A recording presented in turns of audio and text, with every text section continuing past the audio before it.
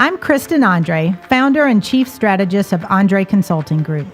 I founded my company almost 10 years ago because I love helping people not only succeed, but thrive in their careers and their lives. So many times I meet amazing people who have so much more potential than what they're utilizing. As I engage with them, there seems to be a common theme: the limits they place on themselves. Throughout this podcast series, we're going to visit some incredible people who have created more intentional lives for themselves, those who've had that no limits moment where they chose to grow and they put things in motion to help them do so. We will focus on how you can break through limits. We will equip you with strategies to help you lead a more intentional life, and we will have a lot of fun along the way. So let's dive in. Hi, everybody, and welcome to No Limits with Kristen Andre. We are here today with Ted Jenkin, who is the co-CEO of oXYGen Financial. And then I also have here that we're going to call you social media ninja. I like that. I think it's pretty cool. That's what I'm seeing. So you're kind of our little local celebrity because you've got your own podcast, you're on TV all the time. I feel like I see you, but I think you are a social media ninja. You're really good at kind of keeping updated and feeling like your followers are kind of part of what's going on with you. So tell us about Ted. Tell us about how you got to where you are and a little bit about what you're doing these days. Well, I've been in the financial services business for 27 years now, but for me, the last 10 years have been the best 10 years of my life. I spent 17 years with a big corporation, American Express. And then I left 10 years ago to open up oXYGen Financial, a financial services company dedicated to the X and Y generation. And that entrepreneurial venture has led me down into another 5 or 6 different entrepreneurial ventures. So it's been so much fun just being an entrepreneur. It's kind of neat. And I first met you years ago when I was writing a column for Investment News. So I used to interview you a lot for some of the pieces. And when I moved to Atlanta, I remember going, come check out your office and everything. What I think is so cool about what you've done with oXYGen, and I think with your other ventures too, is you've got a very much of a personal stamp on it. I mean, oXYGen's offices don't look like your normal financial firm. Right. It's kind of scary if you think about it, that if somebody has $1 million or $10 million, you wonder, would they do work with a firm that isn't on the 17th floor of a big tower and has an Andy Warhol in the lobby and marble floors? But you know what? The Gen X and Gen Y customers and even some of the baby boomers and retirees now, they like the feeling that we have with an oXYGen bar, and they can have Yoo-Hoo or Sunkist or Knee-High Grape. Yeah. And it just makes them feel that they're at home. And I think people want to talk to a real person today and not this stereotype of what they think a financial advisor should be. And it's boded very well for our business the last decade. Yeah, it's definitely, I know when I first walked in, I'm so used to lobbies that have, Golf Digest and I don't golf. So I'll come in and I'm like, okay, well, not much for me to read, but I don't know. I remember picking up a book and they're like, this is like the coolest thing. So, I mean, kudos to you guys for really creating that, because it's a need. It's definitely a need in any industry, not just financial services, but to be able to connect with your customers. So yeah, I think it's scary for a lot of people when you take that risk, right? You take that risk and say, well, I'm not going to put out Fortune or Forbes or Inc. or any financial magazine at all, because when people are in the financial lobby, they actually want to be detached from life a little bit. So they'd rather read something like Bon Appetit, or they'd rather, read Rolling Stone, something to take their mind off of it and not feel like they're at the financial doctor's office. Yep. And it was a risk. And, it turned out that people liked the model and they referred more people. And that's helped us build a nice business in Atlanta. And you incorporated social media a lot, not just into oXYGen, but all of your ventures. So tell me how did you first kind of get into the social media? What's your impetus behind it and really wanting to be as involved as you are? Well, I really felt that in some ways, nothing's changed since when we were in high school. And that's true for everybody, that people always want to know the dirt. Yep. They want to know who's having the party at their house when their parents are gone on Saturday. It was not me, Mom, I promise you. It was not. Now I worry about my kids, right? I know. Yeah. Who's dating who, and just the general, dirt. And honestly, human nature never really changes. And I felt like that if you put your story out there in a publicly social manner, that people, whether they tell you or not, everybody's always looking at what everybody else is doing, and that's never changed. So I said, you know what? I'm just going to put my life front and center, and I'll put it out there, and here's what I'm doing. It's come into several iterations over time, but people really socially never behaviorally change, in my opinion. They just always are somewhat voyeuristic, and they want to see what's going on with everybody else. What's going on? I think that's an excellent point. Now, do you combine personal and business when you're posting?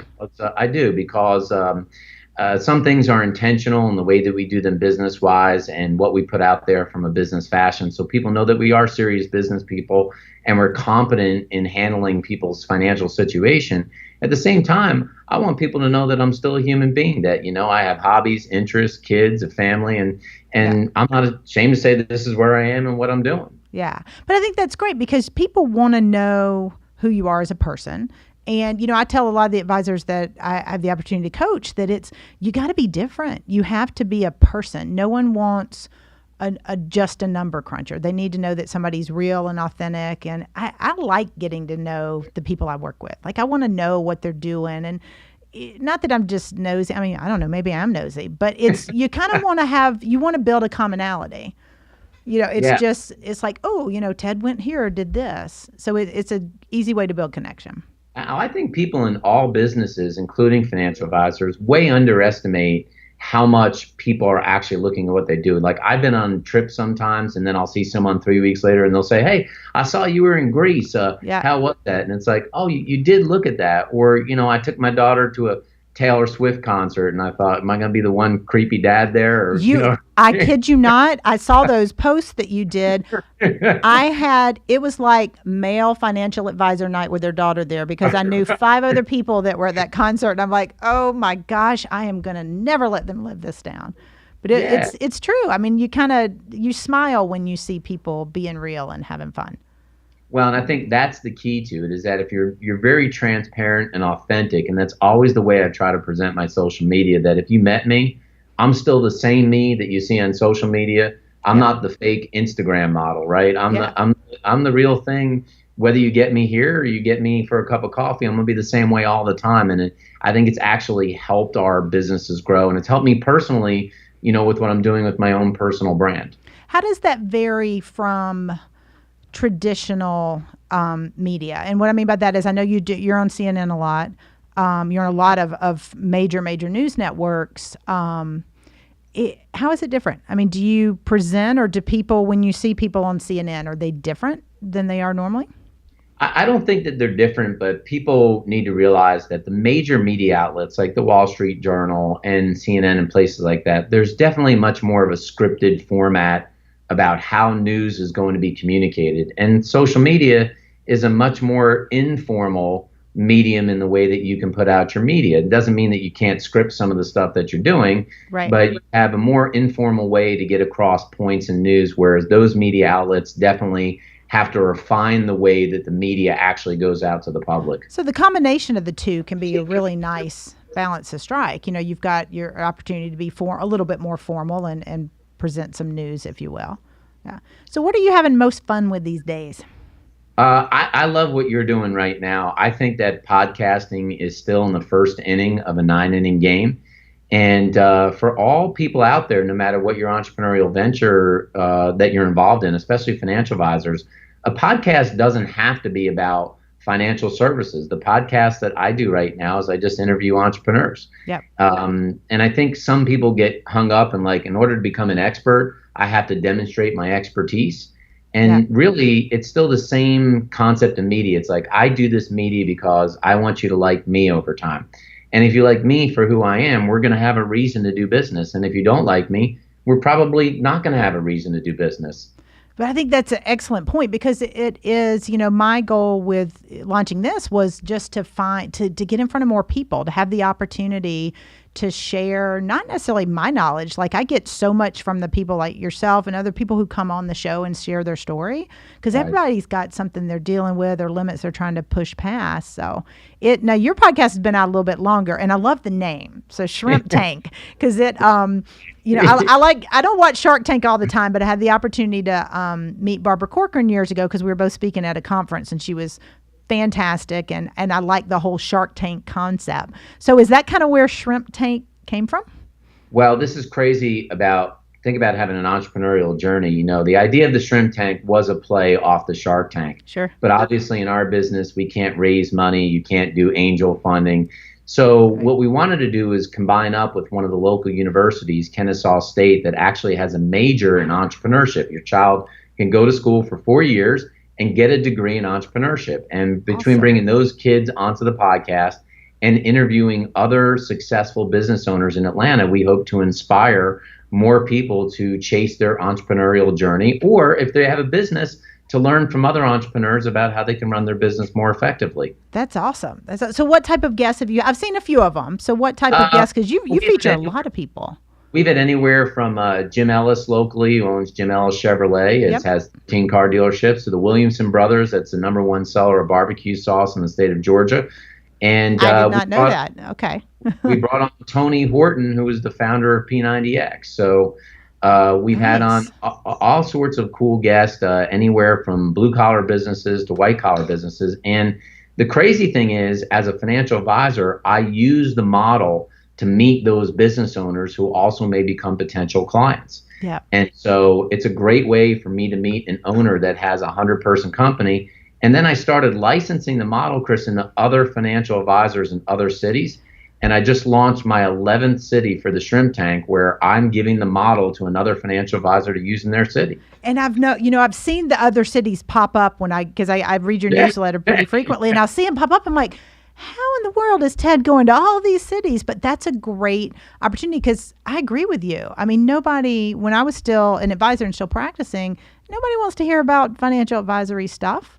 But if I could sit there and bring in guests or people that would be cool, I mean, you're ahead of the game on this. I think that's fantastic. Isn't it funny that most people that meet me would be like, why would you want to give your secret sauce to another financial advisor? And it's just like, the day that you start thinking that your competitors are going to take all of your clients, you got a real problem. Completely agree.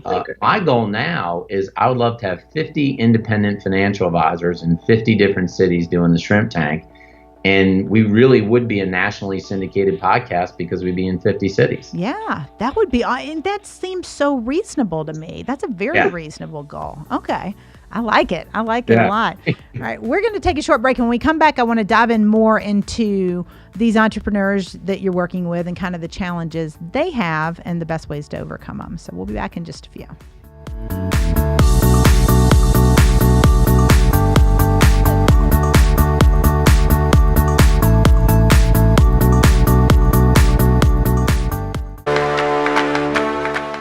Hey everyone, check out my podcast, No Limits with Kristen Andre, on Tuesday nights at 7:30. We will tackle the things holding you back and the limits you set on yourself and equip you with some strategies to lead more intentional lives. Podcast launches every Tuesday at 7:30 p.m. on facebook.com/Andre Group. That's facebook.com/ANDREE Group. We'll see you there.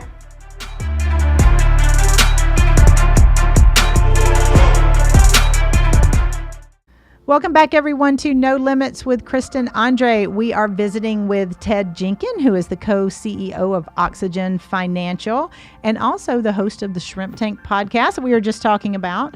Before the break, we were talking about how well the podcast has done in terms of getting your message out there and really helping entrepreneurs and introducing entrepreneurs to the world, to your audience. So what challenges are you seeing that's consistent across either the people you're interviewing or even your own clients that are business owners? Yeah. I mean, the number one thing, and I've done 150 interviews, so I've seen a real cross-section of business owners, is finding the right talent for your organization. Whether you have a diesel mechanic shop or you own an accounting firm, it's very difficult. The labor market is extremely tight today, and finding talent is extremely difficult. So you want to find the right culture fits for your company, but I'm hearing a lot of entrepreneurs that are saying it's getting harder to find quality people for their company. Do you think the people just aren't out there, or is it that they're not taking time? Because I know a lot of the clients that I work with, I feel like they're rushing the process sometimes. I always tell them slow to hire, quick to fire, but I feel like sometimes they're just trying to get bodies in. So they're not looking at that culture fit. Well, this is the challenge. If your top line revenue is growing, obviously you're going to have to backfill with your labor shortage. And so the challenge is, it's like you don't want to rush the process, but at the same token, it stunts your top line revenue if you can't find the support people to be able to help you grow it. And I think that's the juxtaposition that's going on right now for a lot of owners. And in Atlanta, the economy is really, really strong. Business owners are making money right now, so that's not the problem. Yep. It's more about right now finding quality labor. So do you think they're out there? Where do people find them? I think that in the white collar market, you still have the ability, if your company is doing well, to take talent from other companies. I think the blue collar businesses, it's tough. I mean, there is a real significant skilled labor shortage in this country. And it's almost like, if I could convince my kids that maybe college doesn't make sense, it's like not necessarily that I wanted my daughters to become welders, right. But when you have welders that can start to command $150 or $200 an hour, that starts to tell you that there's a real labor shortage out there. Yeah. And it's true, because my dad sent me an article recently. My dad's actually also a financial advisor. And, so he spent his career helping people save for retirement, save for college, as you and your team do. And he sent me an article recently about college. And it was talking about that very fact that college is not for everyone. We're having people come out of college with astronomical amounts of student loan debt and not being able to get jobs that the labor market, like you're saying, a welder's going to pay way higher than an entry-level position right out of college. So it's just I think we just forget to talk about it. We never heard about those in school. Well, in our school system here, in Atlanta, it's not like it was when I grew up in New Jersey. Yeah. You were forced to take shop, you were forced to take auto and home economics, and today the kids aren't. But we did that in Georgia too. I was really good at shop. I got an A in shop, and I got like a B- in home ec, if that tells you anything. So, but I think back then we all took them. We had to. Right. Yeah. I don't know why it's gone away, because clearly there are 3 career paths for any kid that's growing up today. There's certainly the whole job market, get a college degree. Right. There's also a vocation that you could learn, or a trade, which would be a path, or to become an entrepreneur like, you and I are, which is maybe college is not right and you're just meant to start a business and learn by trial and error. So I think we need to encourage a kid to be able to go to all those career paths over the long term. What's the best way to kind of teach that? Because you've got 3 kids. You got college age kids as I do. And what's the best way to impart that to the next generation? Like, how are you guys helping not only your kids, but your clients' kids think about those things? Yeah, I think it's tough. It's a different generation today, especially financially, because social media is so much in our children's faces that it's hard for our adult brains to process what's actually happening, let alone their teenager brains to process what's happening. So all they see is that their friends are going on the nicest trips, have new cars, our birthday, seeing Taylor Swift in the front row. Yep. And it's not really reality. So I'm very difficult on my children. I will say that, I want them to learn by making errors. And I think I speak for me saying I let my kids make mistakes. And making those mistakes is the way that you and I learned a lot of stuff. And we didn't have any choice. They just said, get out there and make it happen. Just do it. Yeah. But I think that's a great point. I do the same thing with my kids, and I'll let them mess up. I mean, it's not fun. I don't hope that they mess up, but I want them to learn something. And I tease them a lot. I always say I'm giving them the gift of high expectations, because I want them to push for things they want and they take. I have 3 of them, 3 girls, and they're polar opposites. They all kind of process those lessons very, very differently from one another.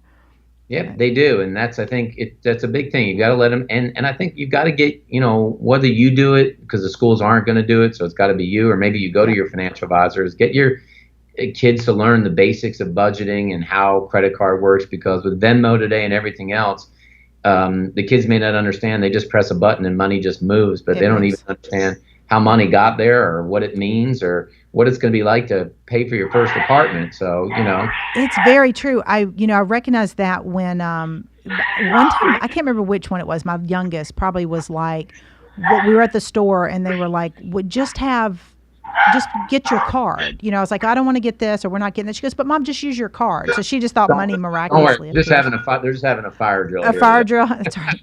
Don't leave the building. No. If there is actually a fire, though, we do want you to kind of pause for a fire. I will leave. Say, it's my office that's on fire. Hey, it happens. This is what happens when you're live streaming. You got to love it. So, no, but as long as you're safe, we want to make sure you're not staying in the fire. But with kids, it's interesting. I think you mentioned on budgeting and things like that. Those aren't taught in schools anymore.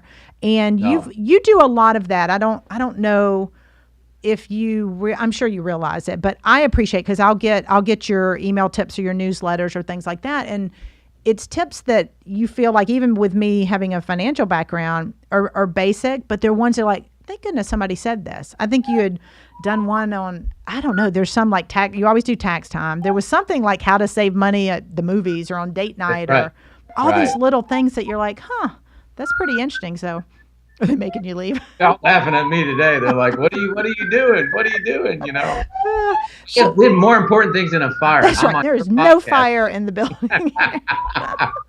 So how do you come up with all this stuff? Because you share a lot of really good content. Is it just what you're seeing as challenges to your clients? Yeah, I'm not an avid reader anymore of books, oddly enough. I used to read a lot of books, but I am an avid reader of the internet. So I scour a lot of different blogs. Okay. And I scour a lot of different of just the daily news to see what's hot and topical with people. And then that leads me to the creativity of what I'm going to write about. Okay. I'm cracking up with the siren in the background. You guys never had this happen on a podcast. I know. Is this a first? This is a first for us. So no. I might take this outside for the third segment. I'm going to do that. There we go. All right. Well, we're going to do that. So it'd be good. It would be a first, but no, I think what you're saying is right. It's just, there's a lot of content out there, and knowing what's cool for your clients and what really is going to resonate with them is something I think you've been able to do successfully with, everything, with all of your ventures. Well, I think this is the main thing for all entrepreneurs is that, don't underestimate putting content in front of people. They might not always say, thank you, I liked it, it was great. But 6 months down the road, they're going to tell you, look, I've been reading your stuff for 6 months and I love it. Yeah. And if you're in it for like that instant gratification, then don't do the content, because you're not going to get it. Right. But once it stays out there and they get used to seeing you and they regularly see kind of what you're putting out there, I think that's where the impact really happens. That's right. Awesome. All right. So we're going to pause for a minute. And when we come back, we're going to wrap up our time with Ted and come up with a challenge for our listeners. During the break, we're going to make sure Ted actually is not, in fact, on fire during the fire drill. And we will be back in just a few. All right.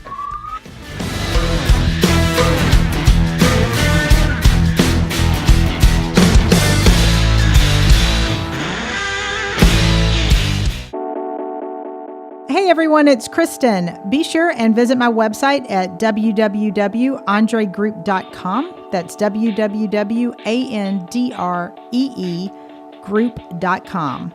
And while you're there, be sure to download my white paper, Top 10 Reasons Your Business Isn't Growing Fast Enough. Now get out there and create your no limits moment.